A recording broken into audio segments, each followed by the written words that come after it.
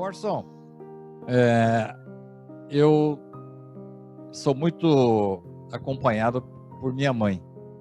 Sim, que bom, né? Sonho com ela. Sonha sempre com ela? Isso, tenho contatos com ela, de vez em quando ela me puxa a orelha.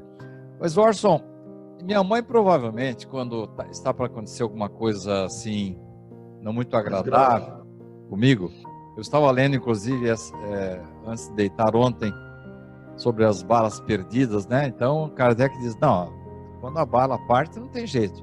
Mas pode inspirar você para não ir até o local, fazer uma curva, sim, encontrar outro caminho, né? Enfim, outras maneiras.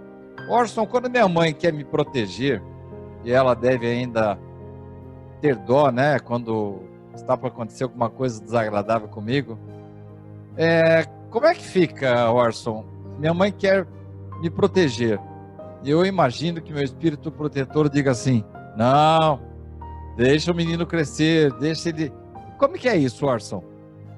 É muito curioso pensar nisso, né? Porque os espíritos protetores ou os espíritos familiares, como é o exemplo que você está citando, eles não são espíritos que têm a capacidade de interferir.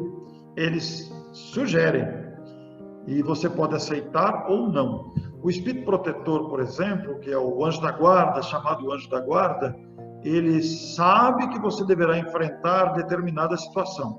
Ele vai te orientar, vai te dar coragem, vai te dar sugestões, mas existem situações que estão na sua necessidade de aprendizado, ele não vai poder fazer nada para evitar. Ele deixa acontecer quando você tem que passar por aquele aprendizado.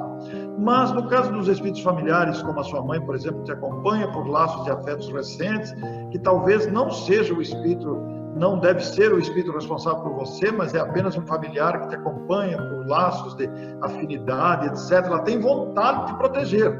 É claro que uma mãe faz tudo pelo filho desde quando nasce.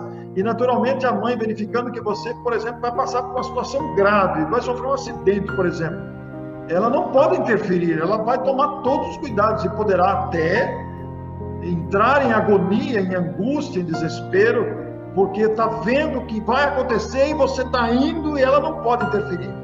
Mas se ela for um espírito equilibrado, ela vai saber compreender essa situação e será ajudada também pela presença do seu próprio anjo guardião. Fala, não, deixa ele, isso aí faz parte da atividade, do aprendizado dele. Quer dizer, há toda uma dinâmica, né, em torno da proteção dos espíritos familiares, espíritos protetores, os amigos espirituais. Porque sabe você que a gente gera simpatia no mundo espiritual, né? A gente também gera antipatia. Existem espíritos que simpatizam conosco e passam a nos amparar, passam a nos proteger. E existem espíritos que ficam meio zangados com a gente por várias razões e também nutrem uma certa antipatia. Aí vale até dar um exemplo muito curioso. Se você ajuda uma pessoa que está em grande necessidade, você vai despertar a simpatia do anjo da guarda daquela pessoa. Você vai despertar, você falou isso no programa da TV Serra, outro dia, que eu ouvi, né?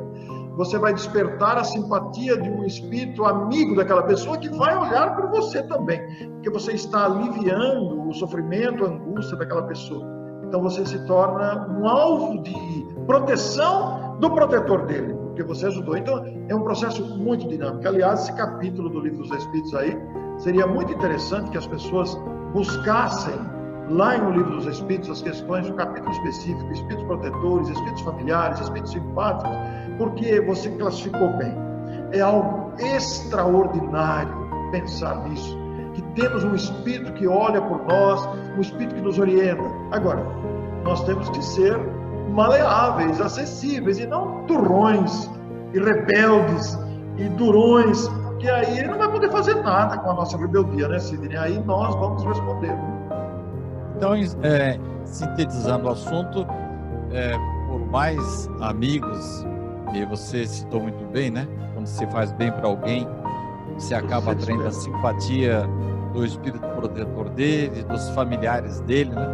Eu vi isso no livro Voltei, de Irmão Jacó, quando chega aquela professora lá, os pais, avós, tios das crianças, em relação às quais ela tinha muito carinho, foram esperá-la, né? Mas Então quer dizer que os espíritos que têm uma certa afinidade conosco, os espíritos familiares, estão subordinados à autoridade do meu espírito protetor, que sabe melhor o que é bom para mim ou não. Não é isso, Orson?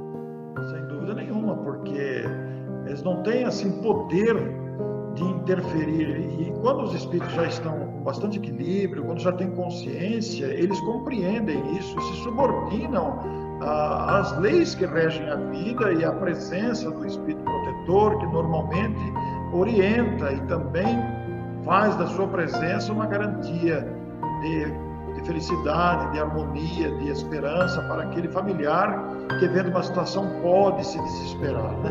Mas é muito importante a gente pensar nisso, né, Sidney? Porque estamos todos envolvidos por muita proteção dos espíritos, somos todos muito amados, somos criaturas acompanhadas cuidadosamente pela proteção dos espíritos. A nossa rebeldia causa impedimentos para nos ajudar. Nós criamos obstáculos de ajuda, são criações nossas, com a nossa rebeldia.